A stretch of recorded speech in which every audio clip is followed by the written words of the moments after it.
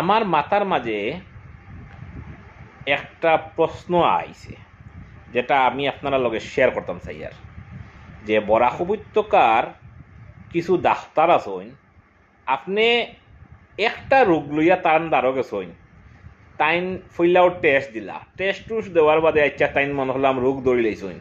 তো এক রোগর ওষুধ দিনত 60টা থেকে 13টা কেনে প্রথম পেজ লেখতে লেখতে উল্টাইয়া দ্বিতীয় পেজও লেখরা। এর কারণটা কিতা? আজকে মেডিসিন যদি একটা রোগর হাইয়েস্ট 2টা হইব বা 3টা হইব, ইনোর তো 60টা আর 13টা হইবার কথা নাই। আমার কাছে এভিডেন্স আছে, আমি এভিডেন্স সারা মাতি না। তে ডাক্তারসকলের ব্যবসা নষ্ট হয়ে যাইব এর লাগে আমি কইয়ার না। অনেক ডাক্তারসকল আসেন, 4জন ডাক্তারের প্রেসক্রিপশন আছে এক বেমারর। আমি একজন করে একজন বদলাইছি। আজকে একটা কথা আপনারা একদম সত্যি কথা কইম, আমরা ডাক্তারে গেলে দেখবা রোগীর লগে ইয়া মেডিসিনের রিপ্রেজেন্টেটিভ অকল ব্যাগ লইয়া ঢুকইন।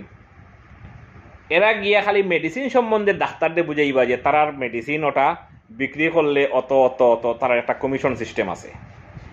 যার কারণে আমরা বরাক ভ্যালির যত মানুষ আছে সবরে মেডিসিন ইউটিলাইজার বানাই দিয়েছি।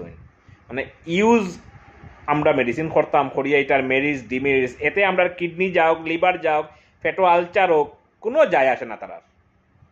আজকে একটা রোগর 2টা ওষুধের উপরে 3টা হইতো না, কিন্তু দেখা যায় তারা 5টা মিনিমাম 5টা উপরে 60টা থেকে 13টা পর্যন্ত দিন। কিতা কারণে দিন? ছোটো ছোটো বাচ্চাইন তো 3টা-4টা লিখিলে আইন এগুর লিভার এগুর কিডনি কতটুক জানিব।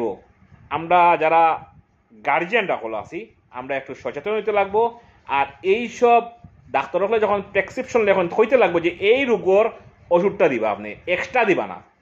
আমরা কথা কই না করিয়া ডাক্তারসকল সাঙ্গ উঠি গেছেন, তারা যেটা মন ওটা মন মর্জি মতো ওই যে রিপ্রেজেন্টেটিভে কইল, মেডিসিন কোম্পানি কইল, যেটা অফার দিল অনবরত লেখরা। কতটুকু আমরা ক্ষতিকরটা, কতটুকু আমরা ক্ষতিকর কেউ জানিয়ান না। এর লাগিয়া সব ডাক্তার দায়ী নাই, বহুত ডাক্তার সকল বহুত ভালো ভালো আছেন, তারা মানে খুব সুন্দরভাবে এই আমরা রোগীসকলের লগে খুব ভালো ট্রিট করেন, কিন্তু কয়েকজনে তারা ব্যবসা বানাই দিয়েছেন। আমরা আরে আজমাইবা না, আমরা বরাক ভ্যালির মানুষ যদি গর্জিয়া উঠে যাই আপনার আর দোকানদারি বন্ধ হয়ে যাব। ধন্যবাদ।